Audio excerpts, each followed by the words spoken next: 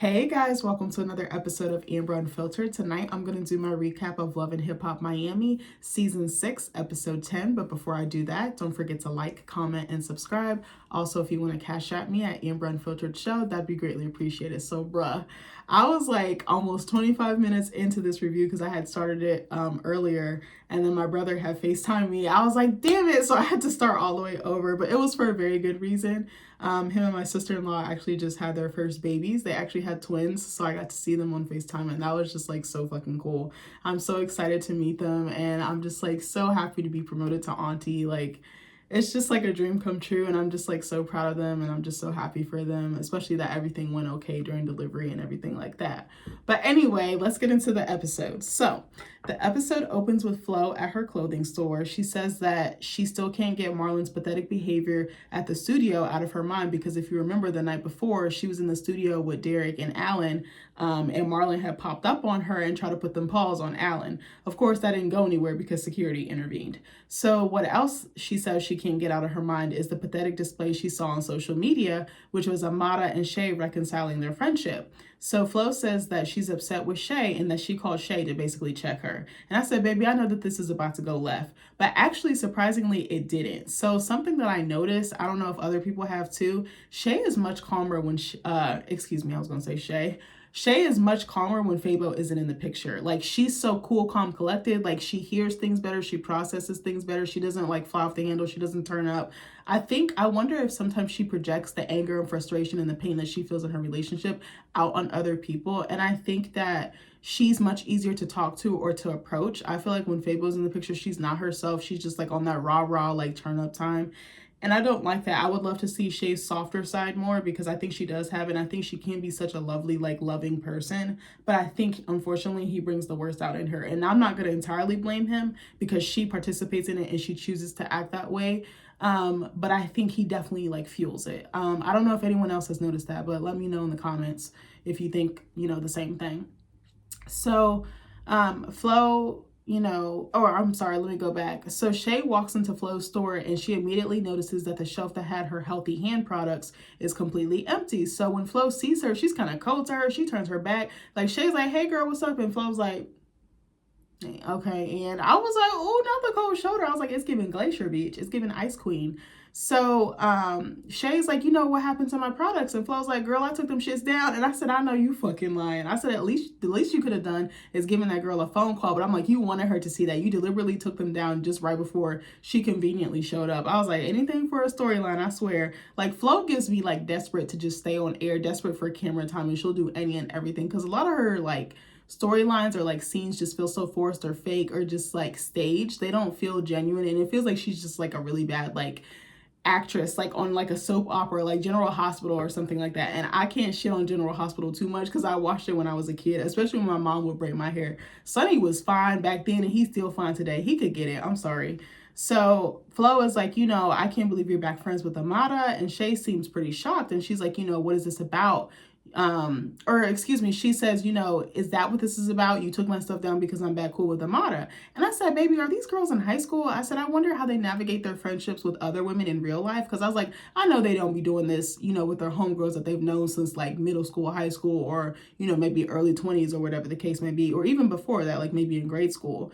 So Flo's like, I can't believe you're back cool with her after everything she did to me. And Shay tells Flo that Amada doesn't want Marlon if that's what this is about. And I said, I think for Flo, it's more about the principle. So Flo says she doesn't care about Marlon right now. And she's really talking about her friendship or her sisterhood with Shay. What's interesting is that Flo says that she doesn't care about Marlon. She doesn't want to be with him. Remember, she stomped on the picture. She told him that we used to be happy, but we're never going back to that. She said all these things and talking about she's going to break up with him 11 times or 50 million times, depending on the day, or if the sky is fucking blue. But I'm just like, you say you don't want him, but then you're hurt. Like, you can't pick and choose. I'm like, is it you don't want to see him with someone else or you don't want to see him with your op, which is Amada? But I'm like, again, Amada doesn't really want that man. I think she could have him if she wanted, but I think Marlon thinks of her as like eye candy, but I don't really feel like he's attracted to her, if that makes sense. Like, I think he's like, okay, she's good to look at, but she doesn't do it for me. Because I really, truly do think that he has eyes for his wife still. But unfortunately, he just can't he can't be faithful, unfortunately. So it's just like he kind of put himself in this mess. And it's like, well, if you weren't stepping out and if you weren't lying, manipulating, going behind her back and doing all this heinous shit, she probably, you know, you guys probably would still be together or wouldn't be as on bad terms, you know? Maybe they still would separate because maybe previous stuff would have came up or hurt her and she might not have been able to move on or let go or forgive and forget. Or not even forget, just forgive. Like, I think that's what Flo's biggest problem is. She can't forgive. And who could say that? I can't say that I blame her because of the stuff that he's done. I don't know if he actually did deal with Gael, but if so, that's really fucking nasty. That's like your sister through marriage. Like, I could not imagine doing that with my brother-in-laws. They're literally like, my husband has two older brothers. They're all each 3 years apart. So Nick he just turned 31. Happy birthday, babe.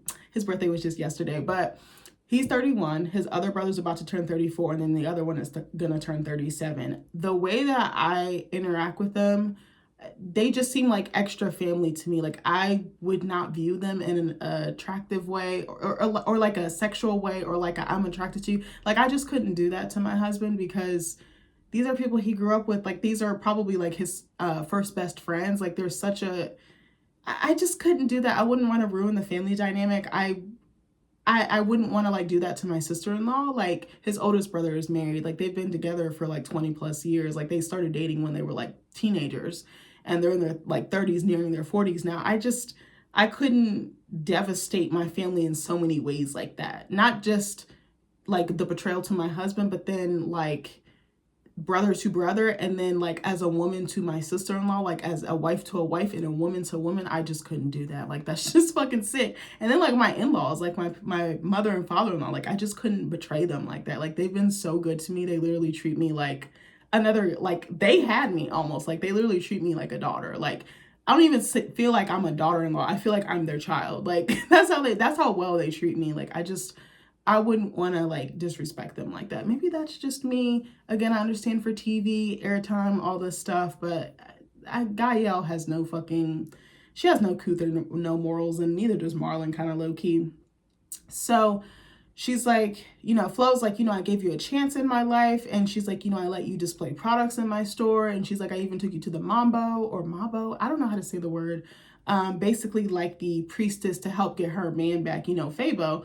You know, when her and Fabo were kind of on the outs. And Flo was like, you know, I did all this for you because I thought we were friends. And I said, when will these women realize they're only friends for the show? It's not real. It's not, you know, it's for entertainment. It's for, you know, the viewer's enjoyment or recreation. So Shay says, you know, if I'm here talking to you, then I got your back.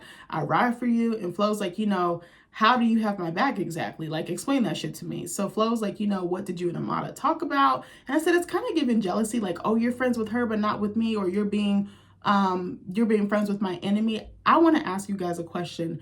Do you feel like if your friend has smoke with someone else that you should automatically have that smoke for them? Or do you feel like that doesn't have shit to do with me? I can be friends with both and keep it cordial and cute and not mix the drama or the beef.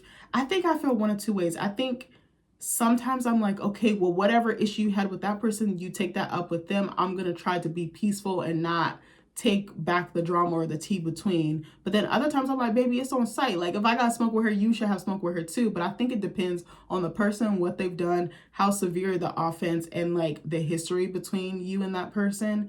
I don't know. I think it could be 50-50. I guess that's kind of contradictory, but that's just my thought.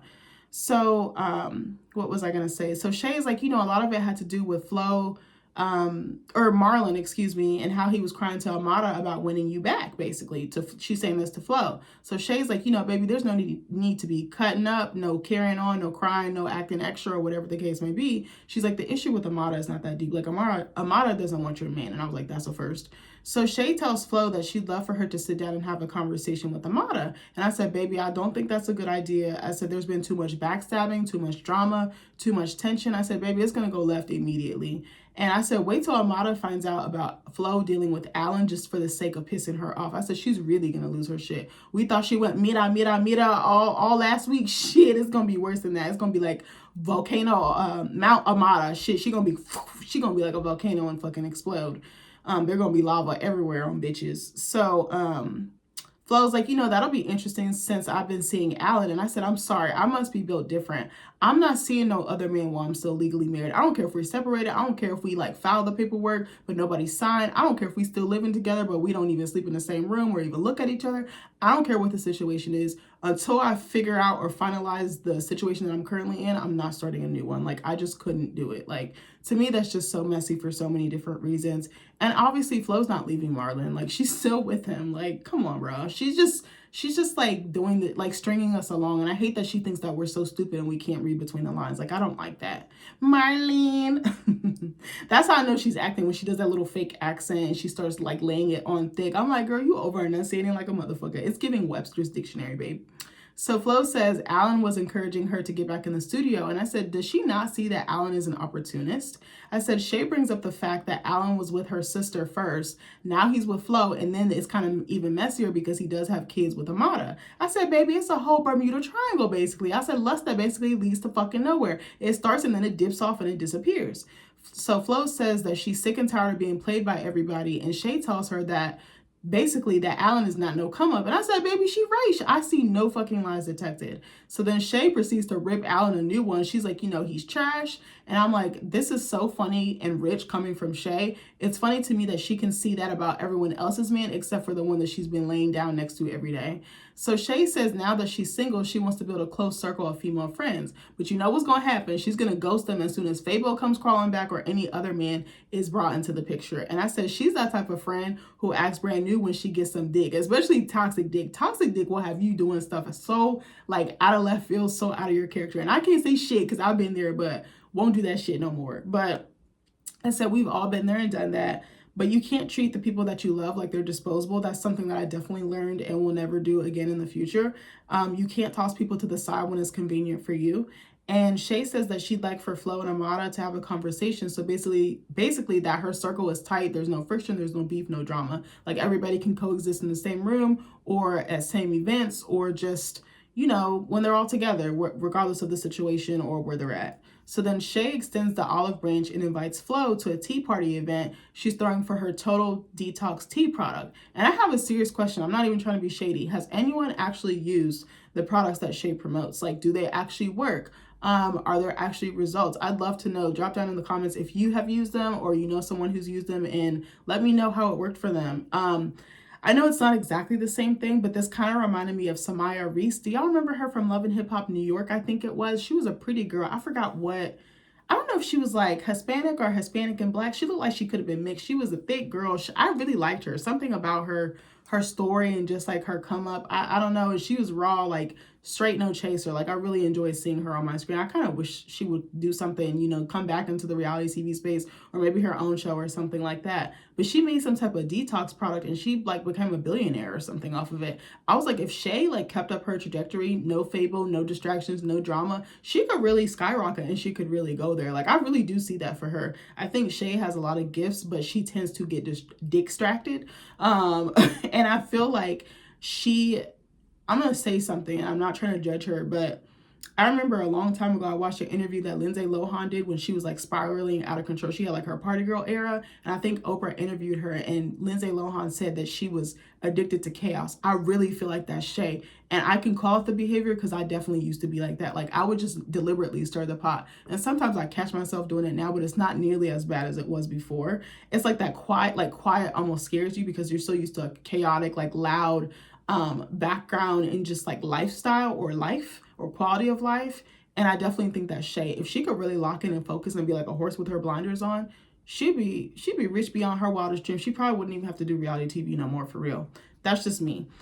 So Shay mentions that she wanted a dope female artist to perform at her tea party event. And she's like, I was told about Ching Diamond, that she was in the city. So I told her to pull up. And I said, baby, in all caps with 3 question marks, I said, why? I'm not trying to shit on Ching. Her music don't do it for me. I know there's a couple of other YouTubers that I love and watch and adore. I think Jamie That's Me, On the Rocks with Jada. Who's the other one? The Dollhouse React. She's funny as shit. When she does like the voices, Mira, Mira, Mira, when she's like making fun of Amada, like she be doing the voices of everybody. I be screaming.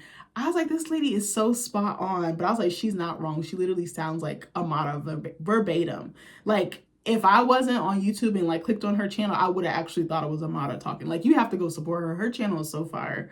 So I was like, I don't really understand why Ching was brought to the event, because I was like, she doesn't do it for me. But I was like, other people like her art. You know, art is subjective. She might work for someone else, but maybe not for me or other viewers or watchers.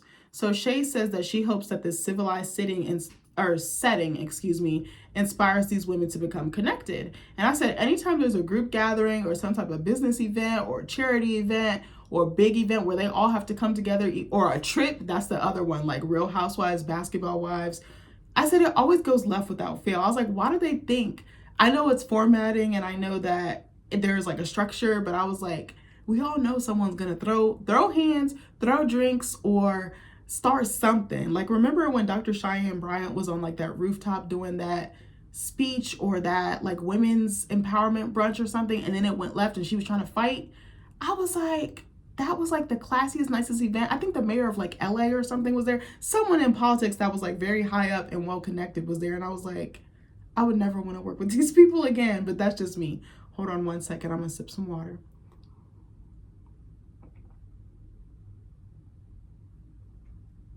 Well, that water crisp as fuck. Sorry. So next we see Ching Diamond join Derek in the studio. And I said, I'm confused as to what the hell sis has got on.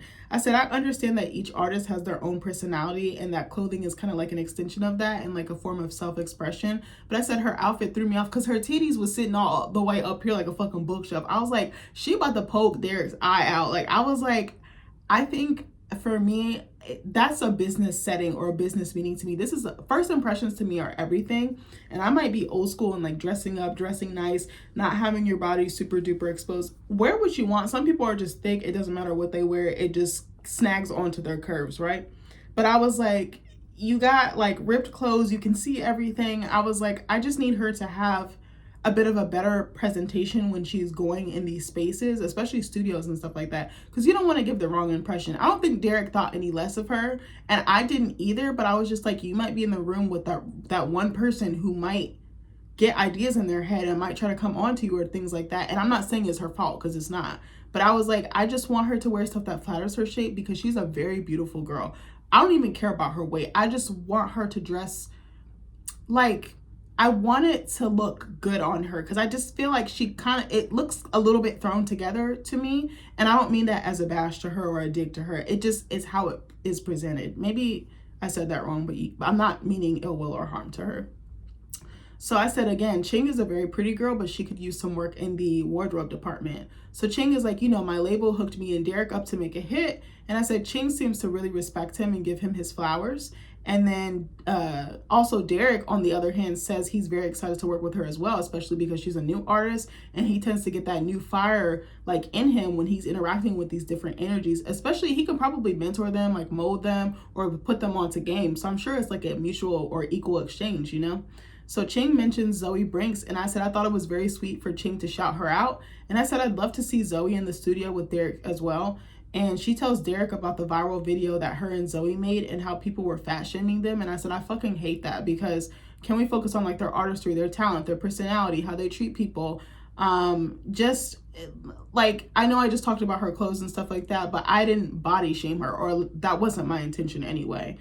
I was like, if you don't like the content, then you don't have to watch it. You don't have to look at it. But anyway, so Ching says this is why she makes fun of herself, so no one else can put her down. And I said the best way to get some self-esteem or to block out the noise is basically roast yourself. So you really, there's nothing that anybody could say to you or do to you that will make you feel bad, because you're like, baby, I've already been there, done that, got the t-shirt, whatever. So I said I love the fact that she's turning a negative into a positive. And Derek said that he feels like people do that because they don't love themselves, and I 100% agree.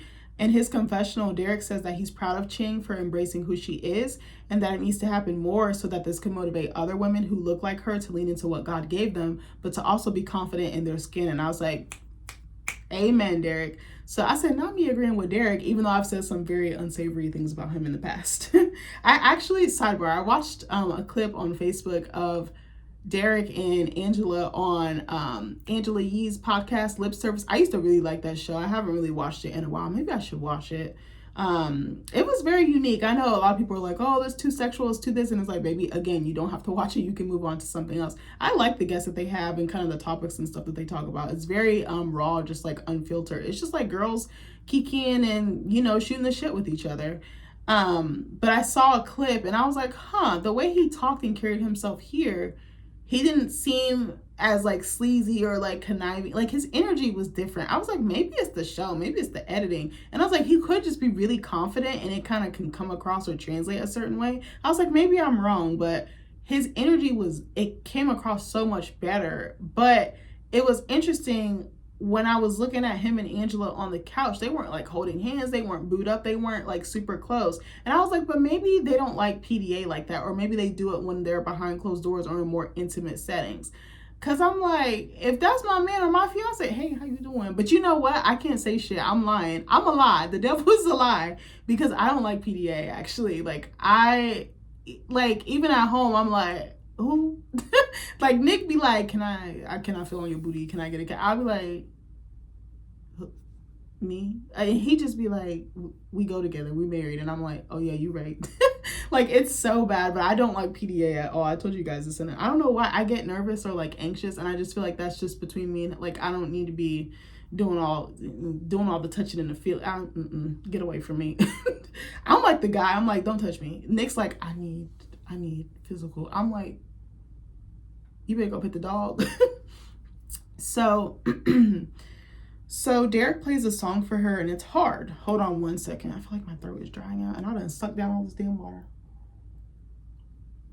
So Derek plays a song for her and it's hard as fuck. I said, I love the beat. I love the hook. It was fire. I said, I wonder if Ching, sidebar, his songs have been progressively getting better. So I do think he's very versatile and he's very talented. I want to give him props for that because I feel like I've said some like really mean stuff and it's not being mean. It's just like how he's presented and how I'm interpreting it. So I said, I wonder if Ching is always like this hyper or is this a character that she's kind of playing or feeding into? I kind of like low-key wonder if she's got like ADHD because she be pew, pew, pew, pew, bouncing off the wall like a fucking pinball machine. I'm like, she would make my head hurt. Like she would make my head dizzy. Like, you know, like when you spin one of those like little globes like in the classroom, like the axis would be tilted, bitch, or it'll be off the axis. Shit, it'd be flying over there to Saturn or some shit. I don't know. So Ching talks about overcoming a lot of obstacles as a mother and artist and that the song Derek's created has embodied that. And I said, baby, I hope she snaps on this track. I hope it goes platinum or something. I really want her to eat and elevate. Like, even though I said I don't care for her music, I think she has a lot of potential. And I think that's what a lot of people see in her. Like, she's hungry, she's young, like she's fly, she's funny, like she's very likable. Like she just has a great personality. Outside of the boyfriend, I think she does have a good head on her shoulders. So I said, I hate how Derek actually wants to work. And every time someone comes into the studio, I feel like they'd be wasting this man's time because everyone's personal lives tend to interfere with the studio time and like the creativity. And I was like, obviously drama, ratings, all that stuff, but I was like, it must be so frustrating me. Like, hey, let's link up, let's work. And then your personal life is like bleeding into your artistry and like your creativity. I was just like, okay. But I was like, obviously it's for the show. So he seems very frustrated because I think he genuinely loves what he does. So I said, again, I feel like creating is his bread and butter, like musician or being a musician or being a engineer, producer. Like, I think he just thrives in that element. Like, he just soars. He just shines there. So Ching's boyfriend calls and brings up the fact that he got in a fight with someone and he lost 30 days on his sentence. So then he's like, the guards did a random search of my room and they said they found a shank. And I was like, baby, so was there actually a shank? And he's like, I said, because the way he worded it, it made it sound like it was someone else's fault instead of his own. He kind of gives me the type like, I got excuses. Everything is everyone else's fault. I ain't do nothing. They just caught me slipping, or someone said I did this, but I really didn't. Like, it almost seems like he can't be accountable. And I was like, maybe there genuinely wasn't, a shank in his room and maybe somebody planted it there because I'm sure shit like that happens all the time. I don't fucking know, but I just wasn't buying his story. I'm sorry. So he's like, there was no shank in my room. But I said, again, I'm not so sure. And I said, he seems like a very fast or smooth talker. And I said, excuse me, let me go back up.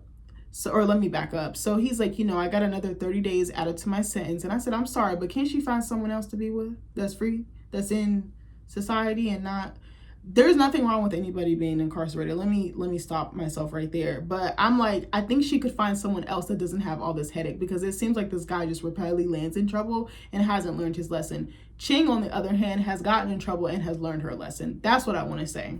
So Ching is like, 30 days is too long, or 30 more days is too long. And she's like, I've already been waiting a whole last year for him to come home. Now, didn't she say, correct me if I'm wrong, in the last episode or the episode before last, she said they've been together for 2 years. She's been waiting for him for a year. So y'all been together barely a year.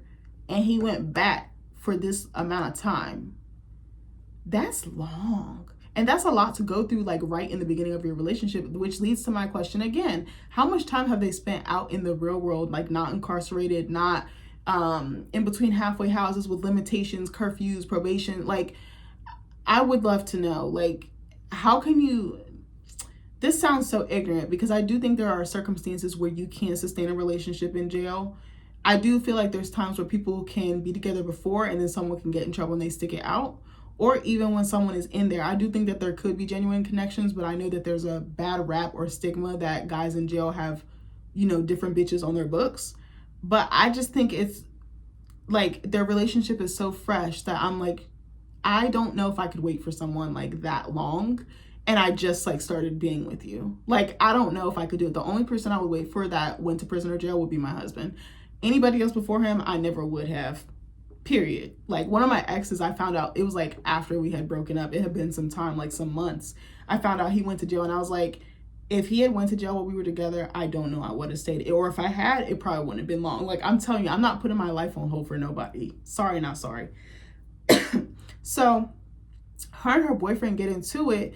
And he's like, but you're not the one in prison. And I'm like, well, technically he's right. But I was like, the person who supports that incarcerated individual is still doing the time with them. Their life is technically on hold, on pause, because they're waiting for you to come home so that their world as they know it, or their life as they know it, can resume to normal, or get as close to normal as possible. So she tells him, I've already done my own time and I don't want to do time with someone else. But I said, okay, here, I'm going to stop her right here. I said, so she knows he's a jailbird, but she still chose to be with him and continue their relationship. Why? So what she's saying is valid. I want to honor what she said because she's technically correct. But I said, you either have one or two choices, Ching. One, walk away, or two, continue to hold him down and wait. Me, I'm doing number one. Like, phew. So I said, he seems like dead weight to me. I think her mom is right in saying that her boyfriend Marquez is going to slow her down or distract her, because I feel like he's already doing that. She was in the middle of creating probably a fire ass song, and now this got her emotionally tight or upset or frazzled. So now she's probably not going to create on the level that she would have if she hadn't taken that phone call. I'm sorry. Me, I probably would have called him back, be like, hey babe, I got to call you back. Like, I would have wanted to lock in, like, Derek created this amazing song for you. He's giving you the opportunity of a lifetime. You're on studio time. You're also on Derek and his engineer or producer's time. Like, and you also want to be professional. Like, that's just me. Again, I know it's a show. So what was I going to say? Her boyfriend is like, it seems like you've given up on me. And I was like, baby, I know sis is tired. I said, but is she tired enough to walk away and put the work in to take her career to the next level? Because I really do believe she can get there. Now, Trick should be backing somebody like this, not them raggedy ass Hollywood twins. And who was the other girl? No, it was Ching. My bad. Shit. No, she is being backed by Trick. My bad. I ain't shit. I'm sorry. I'm old as hell. So Ching is like, this is hitting me hard right now. And she kind of slides down and sits on the floor, and then she breaks down in tears. And I kind of felt bad because I was like, I don't want nobody to be hurt. I don't like seeing people cry like that, because then I'm going to start crying. But anyway, I hope that things have gotten better and hopefully he's gotten out. And I hope he gets his act together. But based on his track record, I'm not holding my breath on that. So next we see Eliza doing a photo shoot for her Haitian castor oil. And I said, baby, is Eliza Haitian? I don't remember. I feel like I heard this before, but I don't remember if I did or not. I said, baby, if so, I'm not sure if I did know that or could confirm that. So I said, isn't Estelita's product called foreign? I said Eliza.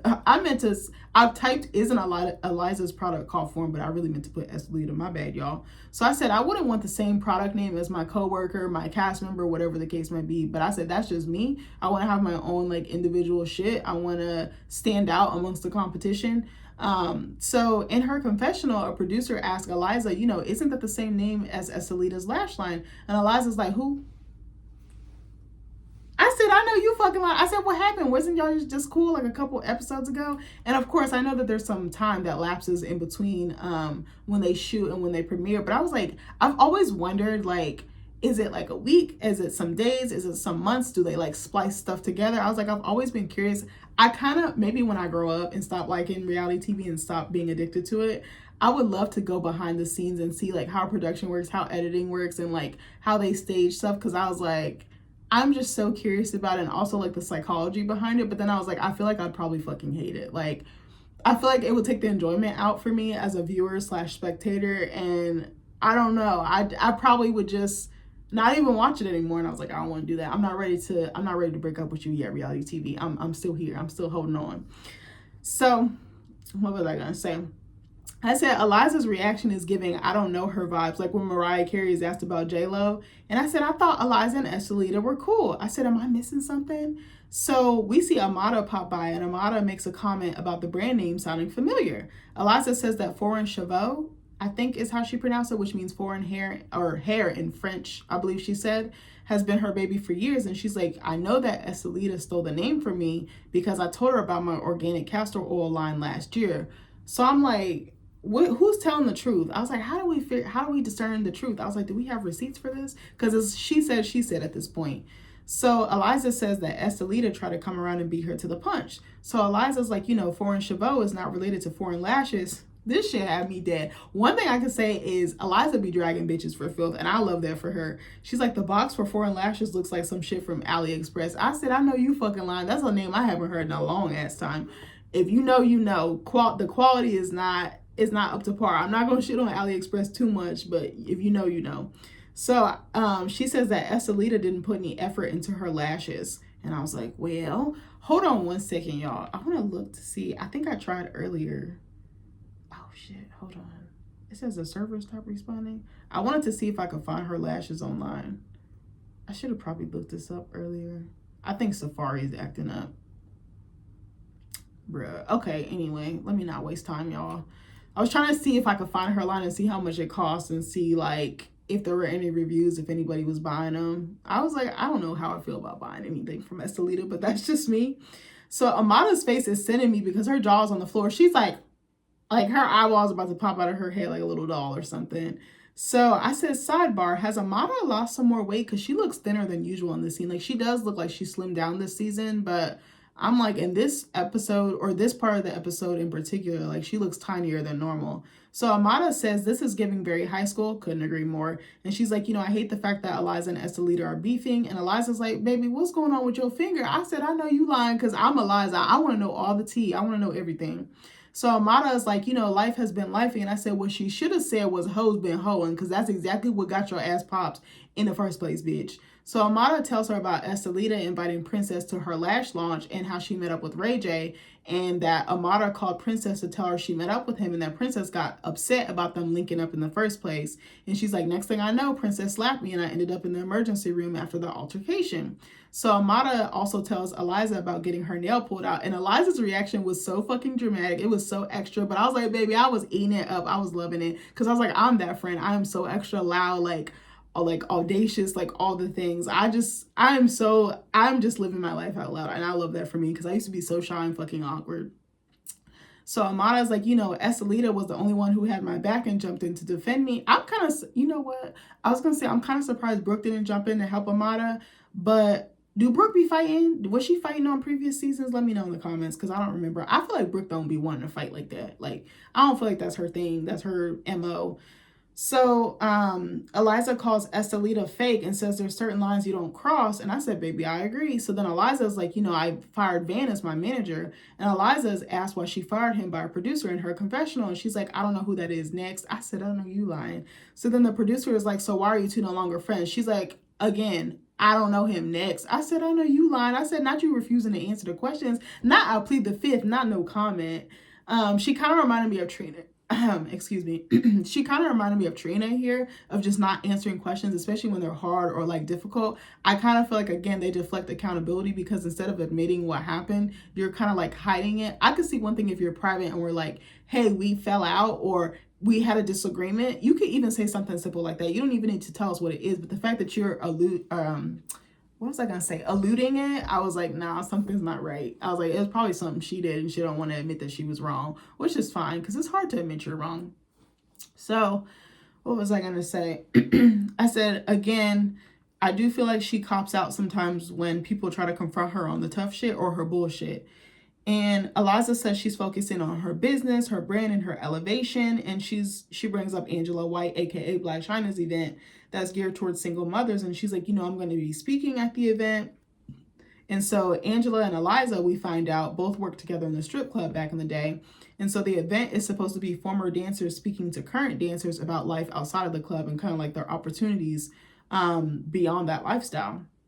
So she's like, I hope my words of wisdom can change a few lives. And I said, this is completely off topic, but I'm totally curious.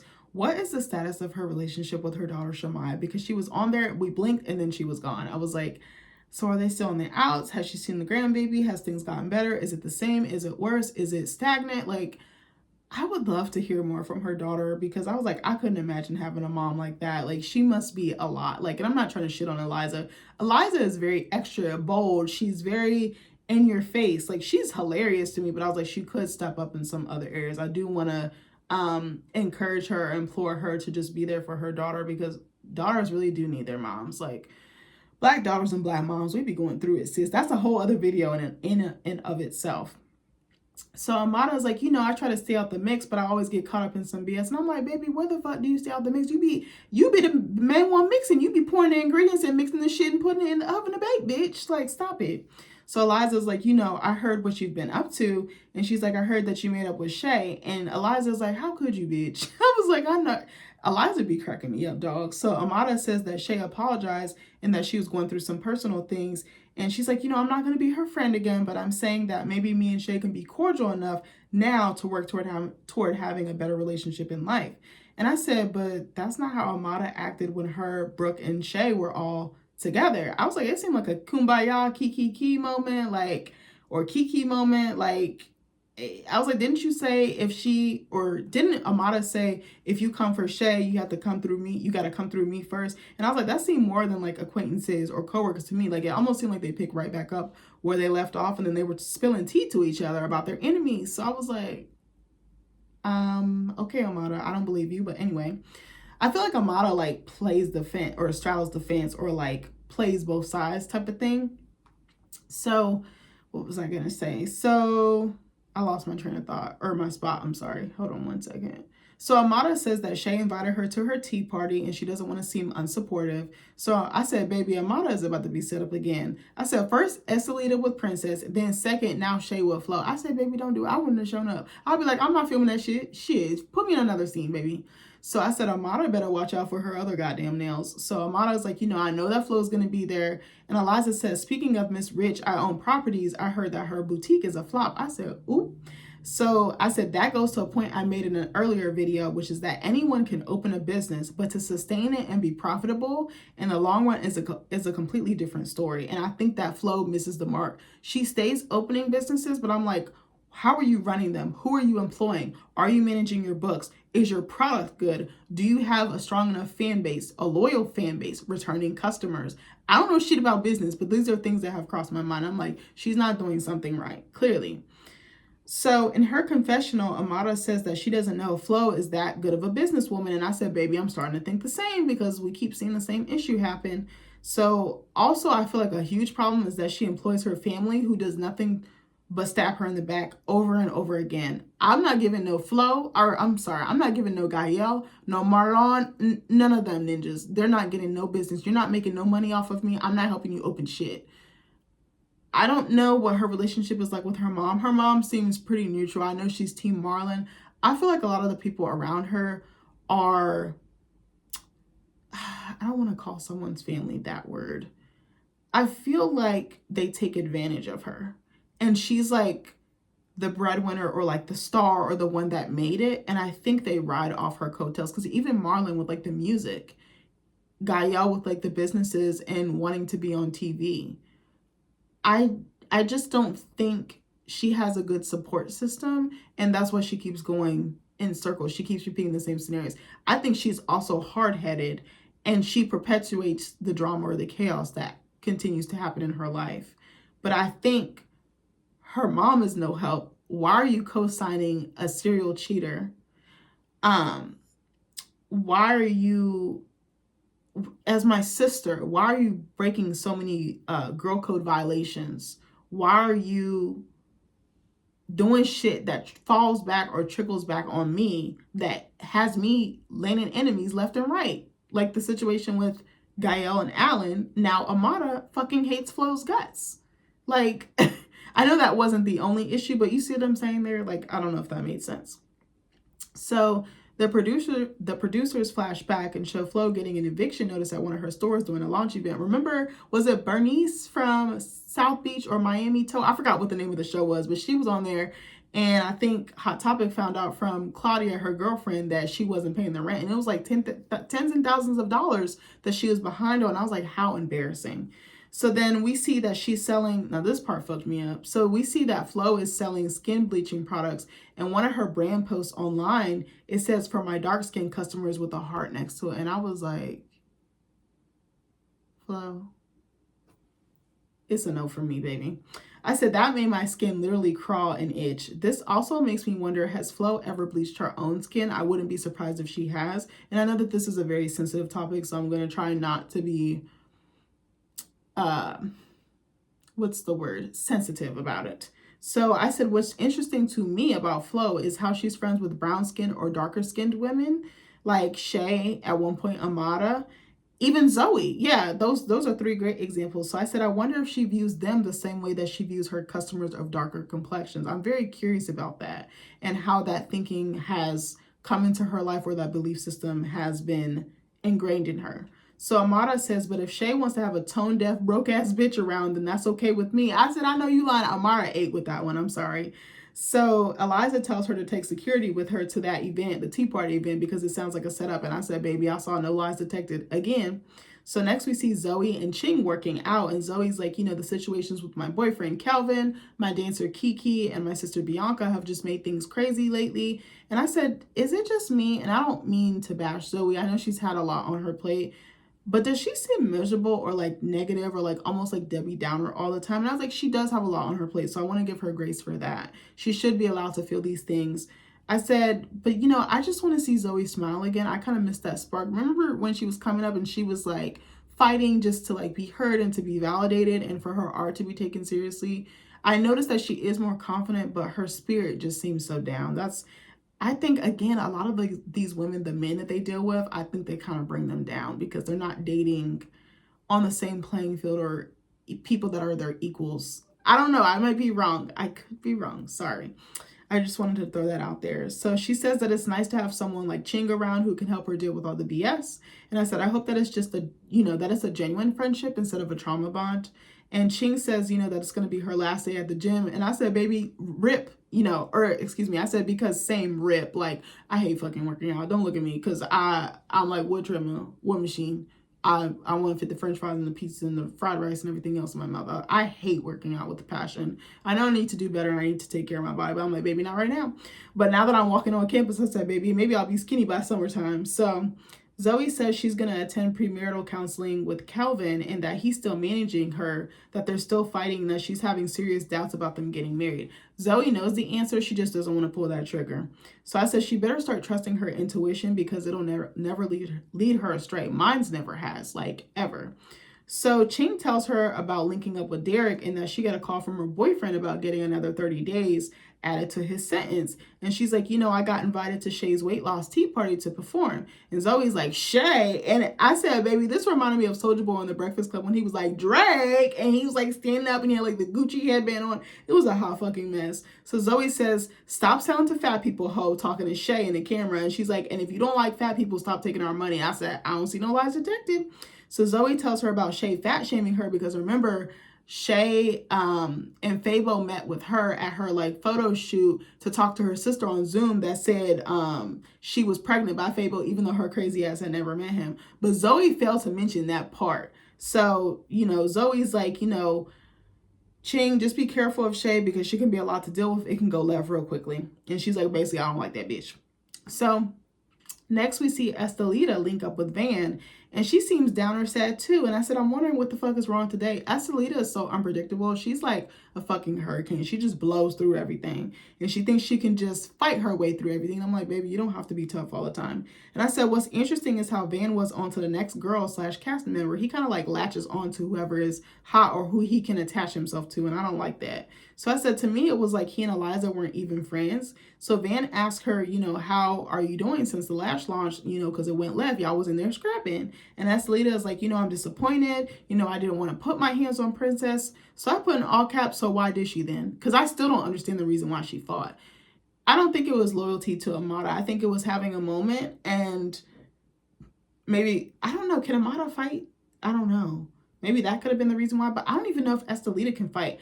I would like to see more of Estelita, like more of who she is, what she's about. I know she had like the sugar daddy and he sadly passed away, but I'm like, okay, what does she do when she's not with the Love and Hip Hop cast? What businesses does she have? What is a day in the life like? Like, what is she like at home? What is she like with her family? What is she like with her other friends that might know her outside of the show? Like, I don't feel like I know much about her. She just kind of pops up like a weed or a wildflower. I don't know. So Estelita is like, I looked around and I wonder why the fuck Eliza didn't come to my party. Again, because I was like, I remember they was cool. They was hanging out. So, Van is like, for one, Eliza's not your real friend. And Estelita is like, well, bitch, what do you mean she's not my real friend? And Van is like, first of all, why would she come to your launch when she said you stole her business name? I said, oop. I said, not Van going straight for the jugular. He's very messy. I don't really like him. Like, Bobby is too, but he kind of funny with it. But the stuff he be saying, like, Bobby, it's kind of true though. Like, I'll be like, maybe he went about it the wrong way, but I'm like, I mean, he wasn't lying. Like, so Estelita is like, that's funny to me because when I found out Eliza had the oil, I said, oh, you know what? I'm having a launch party. Why don't we make it a foreign night and we can like showcase both of our businesses? Like we can partner up and we can launch them at the same time. And I said, I actually really like that idea. I said, I'm not sure if she actually came up with it on her own, but it was a very cool idea. So Estelita says that she was embarrassed for Eliza when she told her what her product name was because they had a similar name. So Estelita says at this point she was 2 years into development of her lash line, and she says out of the goodness of her heart, she offered to partner and help. So Estelita says that she can't believe she's been lying behind her back talking about Eliza. So Van is like, Eliza's just naturally shady. All she does is throw shade. She does that shit for sport. And Estelita is like, Estelita's like, I want Eliza to come say that shit to my face and come back over here with that bullshit because she knows it's not going to fly. So Vanna's like, me and her are no longer friends, talking about Eliza. And I said, I'm sorry, but I was very distracted by the earring in his right ear, I think it was. It was just like very busy. It just looked like a bunch of fucking paper clips, like strung or like sewn together. I was like, what the fuck is going on? I was like, I feel like I'm looking at an art exhibit. I was like, it's giving Basquiat.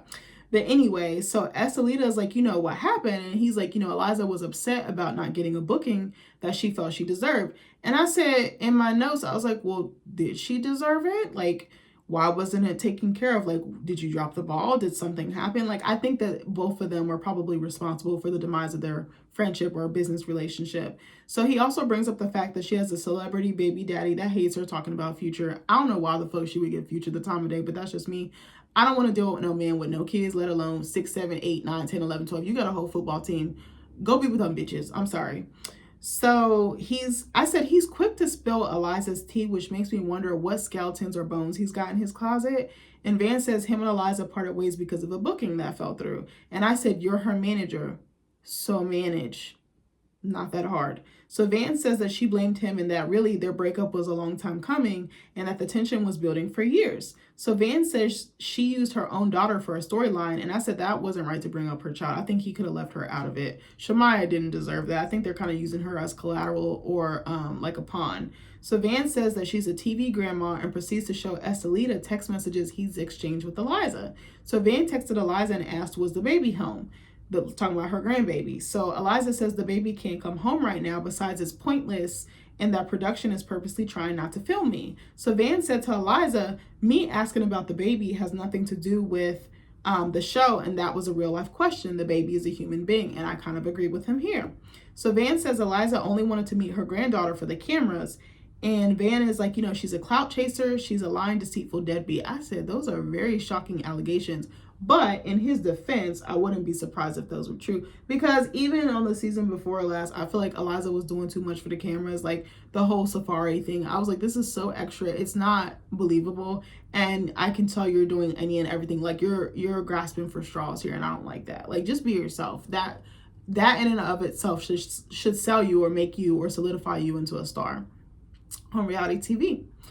So Estelita finishes what Van is saying, and she's like, she's a dusty, raggedy ass bitch. And I said, I feel like that's her favorite line to say, but also my favorite line to say, because I feel like I'm always calling people raggedy ass bitches. Y'all can thank my best friend Sarah for that, because she always be saying that, and now it's rubbed off on me. But it's just such a funny thing. Like, if you want to drag a bitch, just say you're a raggedy ass bitch. Like, it's funny as hell. So Van says Eliza wanted to use him to pull up and beef with Flo and Gael and everybody else on the cast. And he's like, then Eliza hit you up because she knew that you would ride for your friend, aka Amada. So again, that goes to show that Eliza is very calculating, and she knows who to go to get what she needs out of them. So that kind of tells me that she's a little bit manipulative or has ulterior motives. And I don't like saying that about a black woman, but from what he said, I don't know if this is true or not. So don't eat my ass up for that. Eliza, I still like seeing you on my screen, so don't eat me up too bad. So it flashes back to Flo and Gael, and Eliza and Estelita arguing in Flo's shop, because remember, Eliza said she was going to go there to check them. Or no, was she? Why was she going over there? What happened? I think they was going there to defend Amada, but I was like, Amada didn't even ask. I don't think she did. So Van basically says that Eliza used Estelita as a bodyguard, and Van is like, even behind your back, Eliza jokes and calls you empanada behind your back. And I was like, damn, that's kind of cold. So Van is like, baby, she's not your friend. And Estelita says, I'm gonna have a conversation with her. I know exactly where that bitch gonna be tonight, and I'm gonna pull up on her. And I said, this is gonna be a shit show. So Estelita says that she's gonna let that bitch know what's up. So I said, one thing about Estelita is she's gonna cause a scene, and don't let there be a camera around, baby, because then it's gonna be worse. So next we see Marlon on the rooftop somewhere, and he's like, I can't stop thinking about that stupid ass fight with Alan. And Marlon is like, I'm not embarrassed about what I did, because I'm stood up for myself, and I stood up for my wife, my marriage, X, Y, and Z. So Marlon says now he has to tell Amada the news about Flo messing around with Alan. I wouldn't be surprised if she already knew. So I said I loved Amada's wig. She had like a like bangs and like straight hair. Like, it was really cute, and it was like blown in the wind. She was kind of giving like supermodel vibes. So I said bangs are one of my favorite looks. I actually used to have them in high school. When my hair was permed, I had like caramel, like blondie highlight. Yeah, they were like caramel highlights. So I would like have front bangs, and then like I kind of wore like bumped ends, and my hair was like down to here. Like, it was really fucking long. So Marlon and Amada hug, and Marlon's like, what the fuck happened to your finger? I love how everybody just keeps asking her about it, and she keeps like acting like it's much smaller than it actually is. And I'm like, well, baby, you deserve that. Well, I don't want to say she deserved that. I think she deserved to get slapped, which is so wrong to say, but I do, because she shouldn't have been playing with that lady's husband. So Marlon and Amada hug, and Marlon, oh, I'm sorry, let me go past that point, because I already said that. So this bitch talking about something, I don't want to talk about it. And I said, baby, it's not like we can go back and review the footage. Like, stop it, friend. So he tells her she looks beautiful. And I said, she does. She's got this cute little like jean outfit on. I think Amada is one of the best dressed, like best makeup, best hair. Sometimes her wigs be crazy, but she has like a cute little like shape. She dresses really well. I mean, she's always laid. Like, her Shay sometimes too, like it depends though, because sometimes I think Shay's makeup artist goes a little bit heavy, but when she's a little bit more natural, she looks really, really beautiful. I actually love Shay's freckles. I would love to see her go more natural, but that's just me. So even like her outfit's good, her makeup's on point. She's got like this pretty like greenish bluish like eyeshadow on. Like, she just looks so cute. So Marlon tells her the other day that Flo asked him to watch the kids so that she could go to the studio. And he's like, she wasn't picking up the phone like all day and all night. That's because she was with Amada's ninja. So he got worried a little bit, and he's like, I pulled up to the studio. And he's like, when she finally picked up the phone, guess who answered the call? And she's like, who? He's like, your baby daddy. I was like, oh. So Amada's like, I sure as hell wasn't expecting to hear no shit like that. And she's like, matter of fact, I didn't even know he was here in Miami. And I was like, deadbeat number 2. So Amada says he hasn't even called to see her girls. And she's like, at the same time, anything is to be expected from them too. And I'm like, I see no lies detected. And she's like, whatever they're doing is because Flo allowed that. And I was like, I was like, I have to stop Amada right there because she caused this by pursuing Marlon like a fucking little thirst bucket. I said, Amada says if you should be upset at anybody, it should be your wife because she's the one disrespecting you. But she wouldn't have disrespected her husband if you hadn't been pursuing her husband. Case in point. So Marlon agrees with her, and Amada says if a bitch is willing to spread it, a man is going to hit it. And I'm like, you should tell yourself that too. You should look in the mirror and say that to yourself every day so you can stop dealing with these stupid ass low vibrational ass men. So I said, what is Flo's vagina? Peanut butter, bitch? She's giving Jiffy. So I said, how come Amada can see the writing on the wall with everyone else's situation except her own? Sorry guys, this is gonna be a long ass video. I took mad notes, probably like almost like an hour and some change, like maybe not a full hour and a half, but somewhere in that vicinity or a little bit before. So Amada is like, you know, what's funny is I've been so pro you saving your family and working on keeping you guys together. And she's like, I've always given you good advice as much as Flo was disrespectful to me, like her throwing a drink at me, her inviting Alan to the studio with her creeping around with him. So Amada says, some way, somehow, Flo figured out we've been hanging out. I said, are you fucking dumb? Girl, you went to her place of business, knowing her family would see you and that you'd be caught on camera. Like, don't play dumb. I said, I need for Amada to stop playing the victim all the goddamn time. And the innocent, doe-eyed, oh, I didn't know anything, damsel in distress act. I was like, this shit is starting to get old. Like, we're not that dumb as you think we are at home. So Amada says, little does Flo know we've been talking about you guys getting back together. And I said, but it's the principle, Amada. Why are you sneaking around with my man behind my back? And he's not just my man, that's my husband. And we've been together for a hot minute. We're enemies at this point. What you're doing is hidden below the belt, and you know that.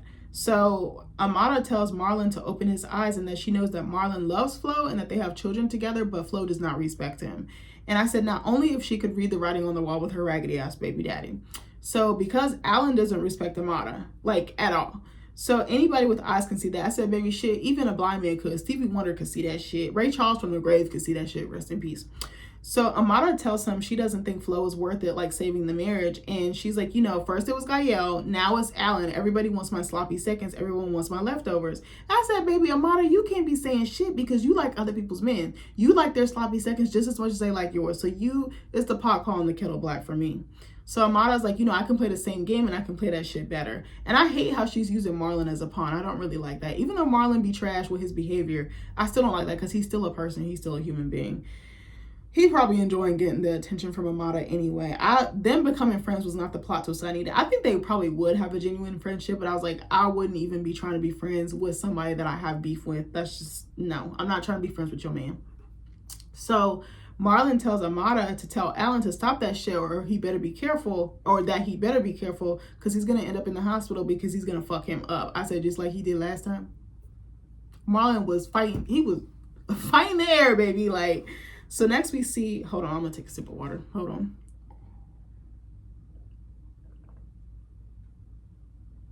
So next we see Zoe and Kelvin meeting with her pastor for premarital advice. And Zoe's like, you know, I'm still full of doubt, you know, and that when I first got with Kelvin, he made me feel so loved and so supported. But as we started working together, she started to resent him. So I'm wondering, did he volunteer to work for her? Did she ask him for help? Did it start off little by little? How did he become her manager per se? Like, was it like, hey babe, what do you think of this? Like, I wonder if it was just like her bouncing off suggestions, because we tend to do that when we're in relationships. We kind of like want that cosign or like that feedback or like advice. Like, is this a good thing? Is this not a good thing? And I wonder how it escalated. I wonder if she asked for it, he initiated it, like what was the case? I'd really love to know that, because that would be interesting to figure out why the dynamic shifted as much as it did.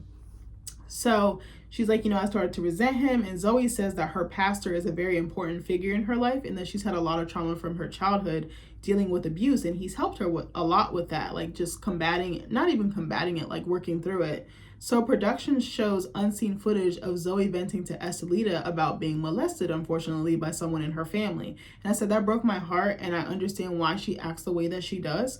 And I said, this makes me sad how many Black women have been molested, especially by someone they've trusted and are close with. Like this person usually is in the family or close with the family, that they almost are like another family member. And I feel like that adds another layer of complication or complexity. And I've gone through this myself. So my heart goes out to her. It is not easy. And then especially it's worse when you speak up and you try to tell your family and they don't believe you, or they keep allowing this person to be in your vicinity. And it's like, you're literally endangering your child's life, and ignoring them and not looking into the claims, that you're perpetuating like the abuse and you're perpetuating that victim silence. And I don't fucking like that shit. That's something that I want to talk about in another video. I'm kind of scared to talk about that because I do feel like there's a lot of pedophilia in our community, unfortunately. And it's not just ours, it exists in but I notice it a lot in ours, and I'm just like, that shit is sick. So anyway, Zoe tells Estelita, how this has affected her relationship with men. And I was like, I can 100% relate. So the pastor asked, what's keeping you from getting the solutions you need in your marriage? And I said, I just realized how being a pastor is similar to being a therapist. Both professions require the person to help people with their problems and to give them tools to deal with their issues head on. And Zoe's like, I'm tired of being emotional. I'm just tired in general, but more so emotionally tired. Like, I'm zapped out, and you can tell her energy is just so off. Like, she's just so drained, so down. It looked like she almost don't even want to be there for real. So then the pastor asked her, do you believe God answers your prayers? And Zoe says, he hasn't answered me yet. And I was like, what a profound response. Like, that was so real and so raw to me, and I appreciated her for sharing that with us, because at times you can question your faith, you can question God, and I've definitely been in that position. Like I said in other videos, I'm more spiritual. I came from a very Christian background or household, but as I got older, I kind of leaned more towards like a holistic way of life. Whatever you choose to believe, I support it, but for me, that's what works for me. I'm not going to push my belief system on anybody. I don't believe in doing that. So her pastor is like, why do you think it's taking you so long to come to this conclusion? And Zoe's like, I don't know. That's what I'm trying to figure out. And she's like, if I want to know if my relationship is fixable, or if we're making the right decision with going through with this engagement, and if Kelvin is the person I'm supposed to ultimately be with. And I said, for me, I would feel so hurt if the person I proposed to had so many doubts like that, especially about us getting married, and let alone if I'm like actually their person, their true love, their soulmate, their whatever, like their everything. And her pastor's like, have you heard the saying that marriage is 50-50? And he's like, if you guys each put 50% in, do you think you're going to get 100% out of it? And Kelvin says something that was really smart. And he's like, no, you have to be 100. And I was like, I've never heard this before. And the pastor kind of confirms his answer. And the pastor then says, most people get 50 and then they wonder where the other 50% is or why it's missing. And I was like, ooh, that's tough. Like, her pastor was giving it to her straight. I was like, he's fired. So he's like, it's missing from you because people don't understand that the battle is to stay together. You have to fight to stay together. And Kelvin's like, I love Zoe unconditionally, and I always put her first, even above himself. And I actually believe him, though. Like, I feel like he's being sincere or genuine. I don't think she's in love with Kelvin, but I think she has love for him and like how he's helped her and like nurtured her and loved on her. I wonder if she's ever been in love like this before, or has somebody look out for her like this. I get the feeling she hasn't, and he might have been one of the first people to do that in her life. So to me, they give more brother-sister vibes, or like homeboy, homegirl vibes. In his confessional, Kelvin is like, we're at a speed bump right now and it's tough, but I'm definitely going to fight for our relationship. And Zoe's mouth and body say two different things, in my opinion. She says she wants to make the relationship work, but her body language says otherwise. She seems so checked out, like she's ready to just like wipe her hands clean of it, and ready to start over, or just be on break, or just be alone. Like, she just really gives me that. I could be wrong. I'm not a therapist. I'm not licensed or anything like that. So Zoe says she's emotional from all the stuff that's been going on between them from the past. And the pastor is like, so what is your thought pattern every time Kelvin makes you mad? And Zoe's like, I'm done. And her pastor is like, so every time you hurt her, she feels like you personally wronged her. And I was like, oh, bro, I be feeling like that too. Like, I be feeling like I'm being slighted or burned, and that's not the case. People are human and they're going to make mistakes, and probably half the time they don't even know they're hitting on our triggers or our traumas, but that's up to us to work on and to control and manage. So I said she's been ready to throw the towel in, but I feel like him proposing, like the engagement, stopped her from doing that, because I think she would have felt guilty for saying no. Like, how embarrassing to put your heart on the line like that and then say no in front of a room full of strangers, and then these people have been around you, interacted with you, and know of you. Like, yikes. And the industry is probably small where they're at. So her pastor challenges her, and he's like, if it doesn't go your way, your mentality is to quit. And I said, he's hitting the nail on the head. Ding, ding, ding. So Zoe's like, I'm not healed yet, or I don't feel like I'm healed yet. And her pastor's like, so who's going to heal you? Your boyfriend, your fiance, Kelvin? And I said, he was getting right into that nitty gritty. He was getting in her ass, and he so needed to. He didn't sugarcoat anything. And I felt like his approach to ministry or ministering was clutch. So Zoe's like, how do we heal from what we're going through between each other if we stay together? And I said, I wonder what examples of relationships Zoe has had to follow or look up to.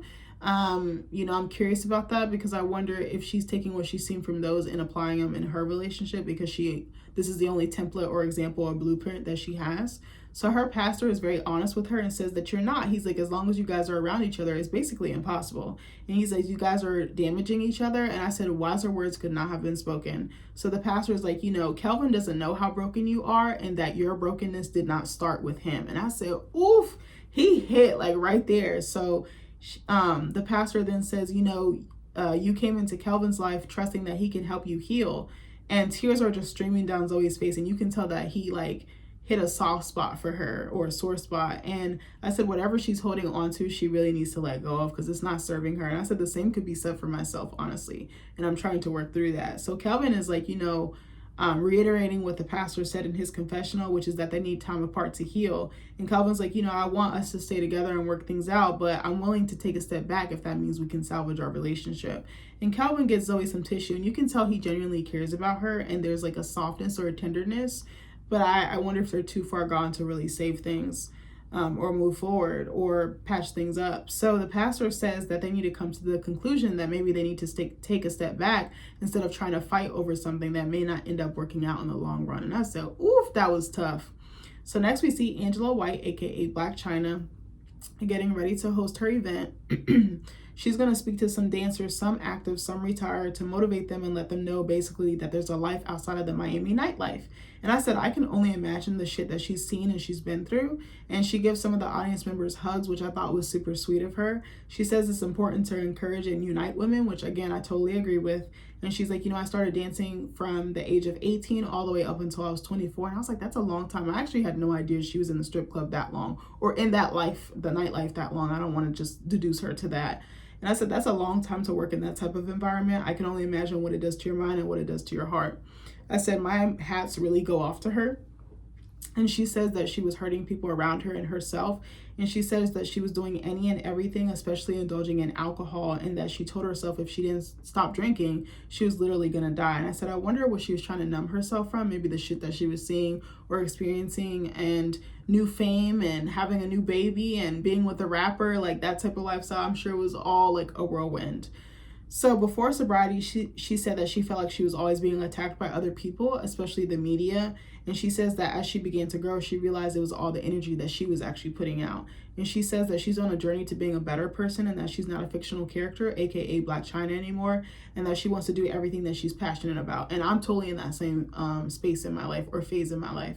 So in her confessional, Eliza says that she can definitely relate to what Angela is saying. And Eliza says after everything she's been through, she's found solace in her real estate career. And Angela tells the dancers in the audience that it's only so long that you get to dance for, or that you can dance for, and that it's good to get an exit plan together. And she's like, everybody has a breaking point, and you don't want that shit to happen to you. But I'm thinking she's saying this from personal experience, because she must have snapped somewhere along the way. So Angela says that she wants to get to know some of the people in the crowd. And she's like, have I danced with any of you guys before? And of course, Eliza raises her hand, and she's like, I'm not good with public speaking, especially in front of a crowd. And she's like, I prepared a speech to say to everyone. And she's like, my dance name was Black Satin. And in the nightlife, my goal was to get in and get out. And she's like, I saw way too many women getting caught up in the drama, the drugs. And she's like, I got in and got out, and I never looked back. And she's like, I'm a real estate agent. I'm an investor. I'm an entrepreneur. And if I can do it, you guys can too. And they kind of co-sign what she said. And another dancer says that she related to what Angela said, especially about getting into different things and finding her passion. And right now, that dancer says she was working to get her real estate license, which I thought was cool. And then Miami Tip was also there, and she said, being a stripper is glamorized, and that a dancer will do anything for $1. Like, you're so desperate to get that money, you'll literally do anything. And I was like, yeah, I guess you're trading off something, maybe your soul, maybe your mental health, maybe your physical safety. She's like, no one sees the dark side of that lifestyle. And Tip says, if you can, again, get your exit plan together. Stripping is supposed to be a stepping stone for your true career. This isn't an end-all, be-all destination. And I really like what she said. And I like how raw she was with it. She didn't sugarcoat anything. So Angela gives Tip and Eliza hugs, and she says goodbye to everybody, and she heads out. And I said, you can tell she's not one for the drama anymore. She wants to get in, get out, go home, make her money, and do what she need to do, be there for her kids and her man. And I said, I love that for her, because I think old Angela would not have done that. So Tip tells Eliza She's glad that she's here and that regardless of what's happened between them, that they were friends. And Tip's like, I want to see the best for you. And Eliza apologizes for cussing her out because remember, she told her fuck you when Tip was trying to advocate for her being a better mom and grandma. And Tip is like, I know you were mad, so that's why I didn't react. That's why I didn't feed into it. I just let you get it off your chest. So then next thing you know, fucking Estelita shows up. And of course, she wearing her $2 prostitute outfit. So Estelita tells Eliza she's hurt and angry because Van told her Eliza's going around telling people you stole my company name. And Eliza's like, I'm too busy to be dealing with he says, she says shit. I'm like, evidently not. So she's like, I'm focused on real estate and being a grandmother. And I said, what I noticed that she didn't say was a mother, which makes me wonder again, where do her and her daughter Shamaya stand? She also has another daughter, the little one, Rain, I think is her name. Is that the one that she has with Future? I believe. So Estelita tells Eliza about the text that Van showed her about only caring about the baby for the cameras. And so the producers ask Eliza about this in the confessional. She doesn't deny it. She doesn't say anything. And I'm like, I kind of wonder if Van is right a little bit. So Eliza says she has nothing to say, and Estelita gets to fucking yapping like a little chihuahua. And Estelita says, I see your true colors. I understand why you don't have any friends. And Eliza says, bitch, this isn't high school. I don't give a shit. And Estelita tries to run up on her, but of course security stops her. And Eliza repeats herself. And of course, Estelita keeps doing this shit, talking tough. She really do be talking tough. And I'm like, is she really about that life or not? So everything is a PA hoe, bitch ass hoe. I'm like, I'm so sick of her. Get her off my screen. So Estelita tells Eliza she knows what it is and that it's on site when she sees her next. So I have the last scene here. So sorry that this is a hella long video. So in the last scene, we see Shay hosting a tea party for her new product, the detox tea bags, I believe. So Ching says, she's here to perform and she's going to check Shay about fat shaming Zoe. I was like, this is not the time or place. Again, the lack of professionalism is sending me because I would never. If I have an issue with you, I'm going to pull you to the side. I'm going to call you on the phone, pull you to the side, or reach out and text and see if we can chop it up. So Amada says she's here because she wants to support Shay. And she's like, I know Flo's going to be there. She's like, I don't want any problems, but if Flo has something to say, then I'm a jump bitch. Like, I'm a frog. Tell me where to leave. So Shay shouts out Amada and says that they have an artist, aka Ching Diamond, in the building to perform for the event. Hold on one second. My throat dry as hell. And I already almost sucked down all my water.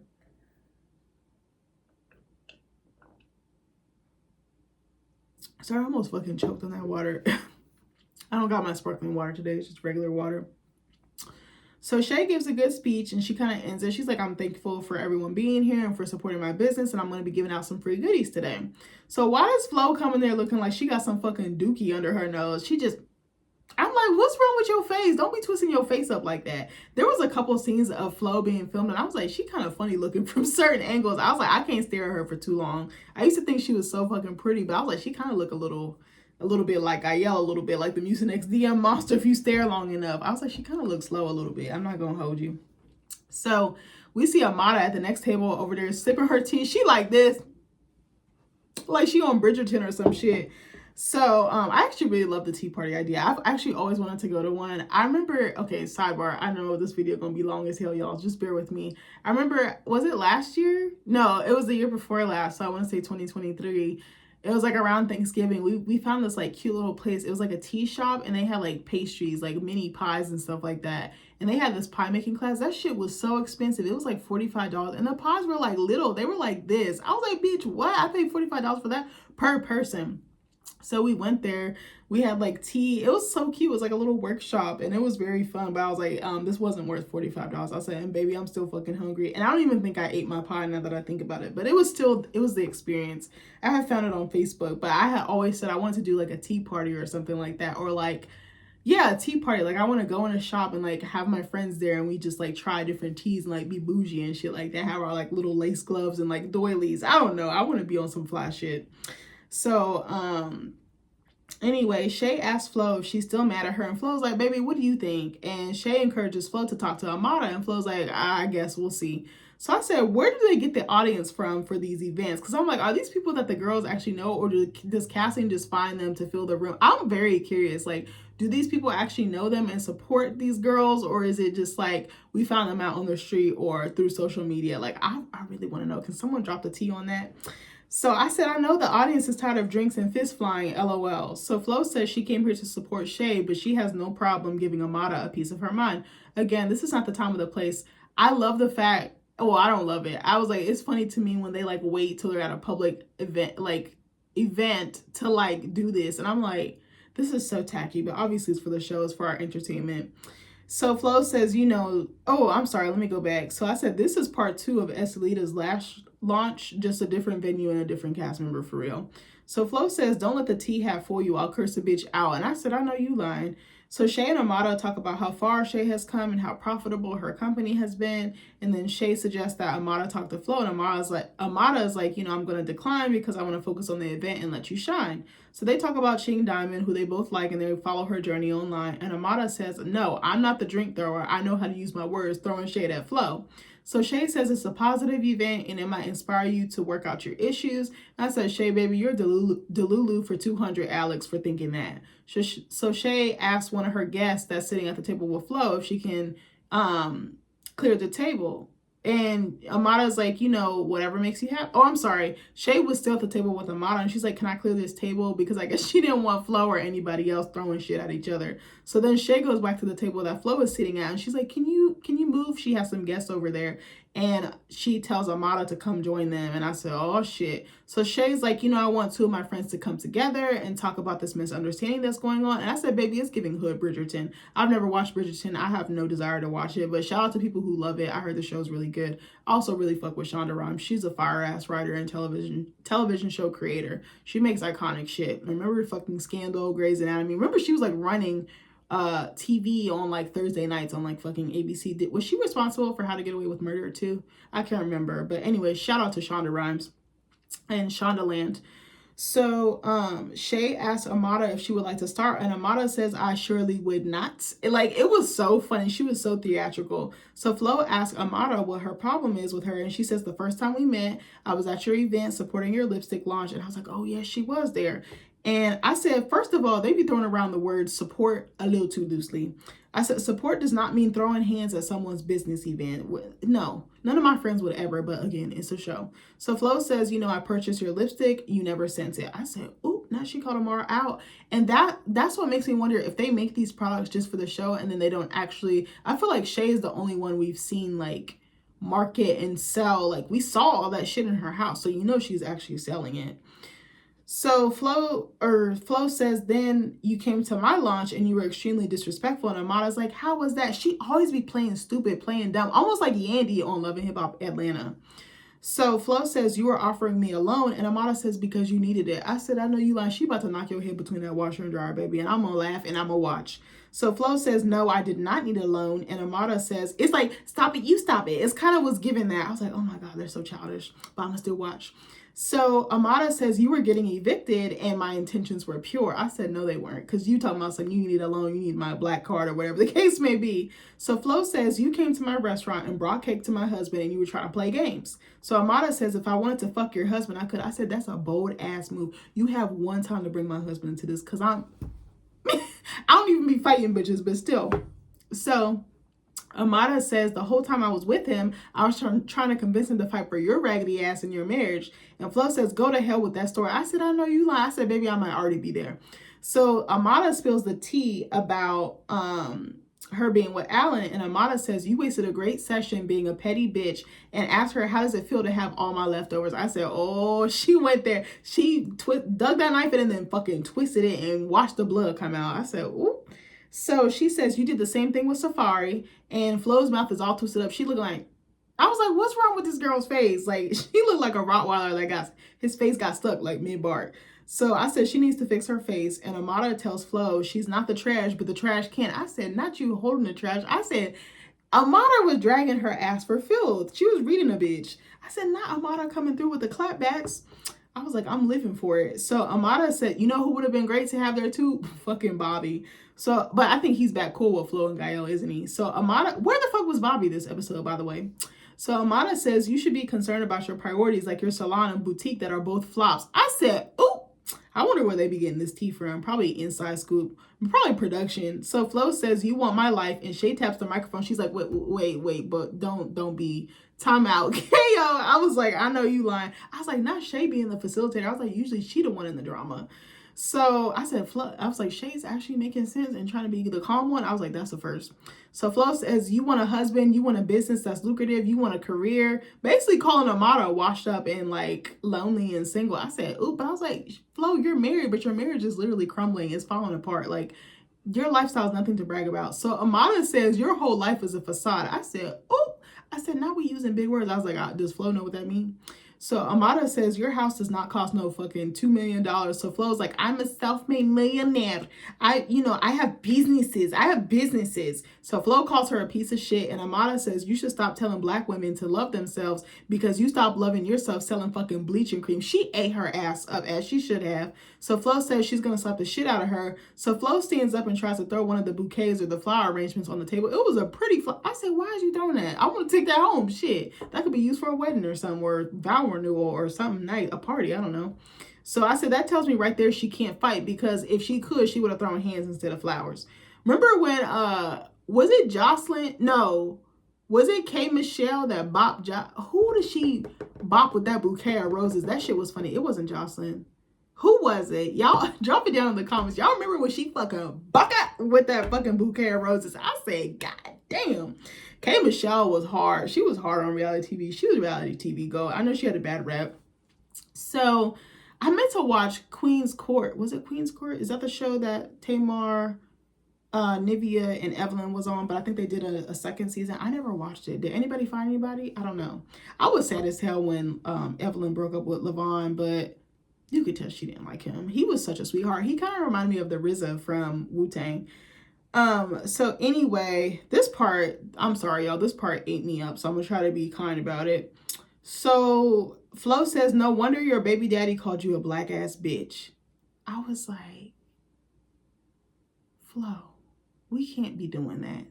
I was like, in 2024, 2025, I was like, that is such an ignorant statement to make, and she deserves all the backlash that she gets. That is not appropriate to say at all. I do not condone that shit. So Amada says, what? So Amada is like, how the fuck do you come to an event with a bunch of beautiful black women to promote women positivity or empowerment when you're out here telling bitches to bleach their skin online to look yellow and funky like you do, bitch? And Amada ate her up. I said, as she should have. I love the fact that Amada didn't back down and that she gave her a piece of her mind, but also loved the skin that she was in. Her skin is fucking beautiful. I've always thought she was stunning. Like, she's like a little chocolate Barbie. Like, I don't see absolutely nothing wrong with her skin. Flo, that was so foul. That was below the belt. That was below hell. Like, should not have said that. Then it gets worse.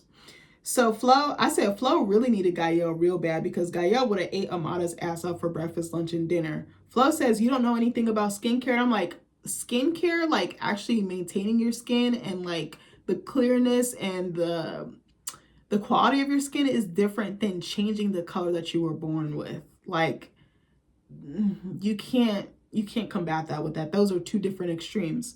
So Amada says, no, I know about being black, beautiful, and melanated, bitch. I was like, oh, I would have said the same thing. So I said, the way she was so calm sent me. She ate her ass up. So I said, Amada ate in this exchange. I'm not even going to hold you. I'm not even going to lie. So Flo says, you mad because I'm light skinned? I was like, what? What does that have to do with anything? Your skin? No, you can't say shit like that. And Amada asks, why would I be mad because you're light skinned? And Amada says, bitches wish they look like me. And I said, point blank into the period. Because if no, I'm not going to say that. Flo asks, do bitches hate on light skinned girls? And I was like, but she's not hating on you for that reason. She's not worried about your skin color. She's worried about what you did to her. You started it with her, so she got you back. I mean, they have a tit for tat type of dynamic anyway. Then the episode cut off, and I said I love the message at the end, and it was talking about like colorism, like facts and information and like education. There was like a website link, and I said I love the message at the end. It said in big letters, it was like, you are beautiful, you belong. And I said, because we do. Like, there is absolutely nothing wrong with Amada's skin. I just did not appreciate Flo saying that, and I wonder if she's gonna get cut off of the show. I remember seeing like other YouTubers make videos about it, and I was like, something crazy must have happened, because I kept seeing so many videos about it. I did not appreciate Flo saying that. I think that was so ill and tacky of her. It was just in such poor taste. And I wouldn't be surprised if she suffered the consequences, not even just online, but brand deals, her public image. I wouldn't be surprised if she got pulled off the show. She needs to apologize to Amada. And I mean, there's so much I could say. I did not appreciate her doing that. It felt like she didn't have any other insults, so she immediately went to her skin color. And it's like, that man demonized something that she was born with, and then he slept with her and had black children with her, Afro-Latina children with her. What if his children had came out like that? Like, you can't say evil shit like that. Like, it's just so fucked up. Your husband is dark skinned. Your children are brown skinned. Your son is like mocha skinned. He's like that mocha caramel tint. You just have to watch your words, and people just need to be mindful. That is a very painful thing. Colorism has been around for a very long time, and you have to be respectful and mindful and be welcoming. You can't, that shit really bothered me. I feel like I have so much more to say, but Amara ate her up as she should have, like I said before, but I don't know, that bothered me real bad. It was like Alan 2.0, like Alan in the DR again, and I don't know what on earth possessed Flo to say that. I'm curious to see if the network's gonna pull her or not. That's really what I want to see. Shout out to anybody who's dark skinned. You guys are all beautiful, all chocolate skin. Any varying shades of melanin, I think, is fucking beautiful. I just kind of want to leave on that note. But if I had to rate this episode, I would say maybe like a 7.5. I feel like it's been pretty consistent. That's been about the same score. Again, I didn't appreciate Flo's sentiments. I kind of missed Trick. I was like, where's Trick? Where's Trina? I think we're going to see Trina and Swerve next week in Hot Topic. I don't know. There's so many beautiful dark-skinned girls on the cast. There's Amada. There's Hot Topic. There's Zoe. There's Ching Diamond. Marlon is a dark-skinned man. I know he's not a dark-skinned woman, but I was like, Flo, that was just, it made me look at her differently. I wasn't surprised that she said it. I just wish that she hadn't said it. But yeah, I don't know. Next week's episode looks like it's going to be pretty good. I'm wondering when the hell the season's gonna end, because I'm like, baby, as the semester picks up, I don't know if I can be doing these anymore. I want to try to finish it. At least, if I don't do the reunion, I at least want to finish out the season. I don't know how many more episodes they have left. I was thinking about watching Wives and Girlfriends, but I heard that Sherelle Rosado might be a mean girl. I was like, oh man, I don't know now if I want to watch it or review it, but I don't even know if I have time for real with school. But I love you guys. I hope you enjoyed this review. Sorry that it's hella long. I took crazy notes. I was like, baby, I need to figure out how to cherry pick so these shits don't be this long. But I love you guys, and I'll see you in the next video. Take care. Bye.